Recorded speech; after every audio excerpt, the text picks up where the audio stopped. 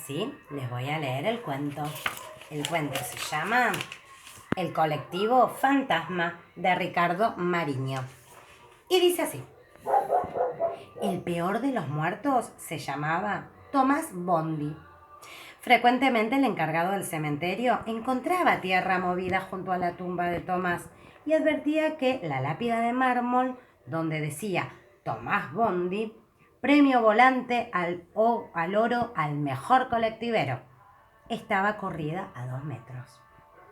El finado Tomás Bondi extrañaba su colectivo. A diferencia de los demás muertos, que a lo sumo se les daba por aullar o salir a dar una vuelta convertidos en fantasmas, él necesitaba manejar un poco su colectivo. Salía de la tumba, pasaba ante el encargado del cementerio, que no lo veía obviamente, porque los fantasmas son invisibles, y caminaba 30 cuadras hasta la empresa de transporte donde en su vida había trabajado. Se metía en el galpón donde quedaban los colectivos y cuando veía su colectivo, el 121, casi lloraba de emoción. Al rato se ponía a pasarle una franela. Limpiaba los espejitos, lustraba los faros, le sacaba brillo a los vidrios. El problema era el sereno. En cuanto veía que un trapo limpiaba el colectivo solo, sin ser sostenido por nadie, salía corriendo y abandonaba su puesto de trabajo. Después Tomás Bondi ponía el 121 en marcha y salía a dar una vuelta. Se detenían todas las paradas y la gente subía. Cuando notaban que era un colectivo que nadie manejaba, trataban de escapar despavoridos. Pero Tomás ya había arrancado y cerraba las puertas. Recién podían bajarse en la siguiente parada. Por un tiempo, la gente habló con terror de aquel colectivo sin conductor, pero luego empezó a notar que no era peligroso. Además, se detenía junto al cordón de la vereda como corresponde. Esperaba que subieran las viejitas y nunca pasaba un semáforo en rojo. Como si lo manejara el finado Tomás Bondi, comentó una vez un jubilado. La gente empezó a dejar pasar los colectivos conducidos por choferes reales y se quedaban esperando el 121, porque en él, encima, no había que pagar boleto.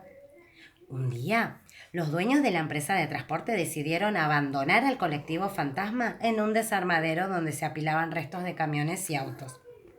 La siguiente vez que Tomás Bondi salió de su tumba y fue a buscar el colectivo, no lo encontró.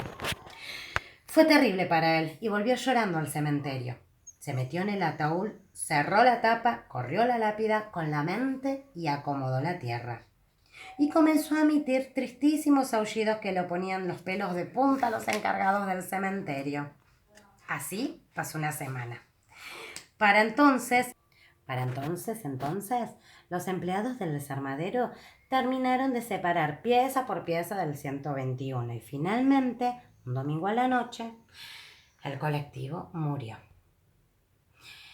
Esa misma noche se convirtió en fantasma de colectivo, idéntico a como era en vida, pero invisible.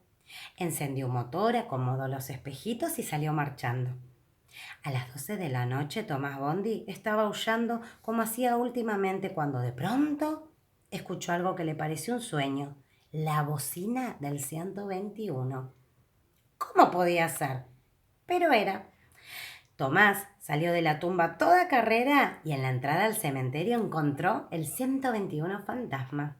Desde entonces, Tomás sale todas las noches a dar una vuelta en el 121 y llevar a pasear a todos los muertos del cementerio.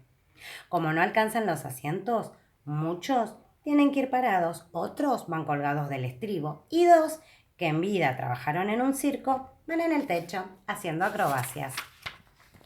Ninguna persona viva puede oír al 121, aunque Tomás pone la radio a todo volumen, toca bocinazos en las esquinas y los muertos cantan canciones de hinchadas de fútbol. Las noches en la ciudad volvieron a ser silenciosas. El encargado del cementerio también pasa las noches tranquilo, porque los muertos cuando regresan de paseo acomodan sus tumbas prolijamente y se van a dormir. Espero que les haya gustado el cuento. Les mando un beso enorme y ahora hacer las actividades. Nos vemos.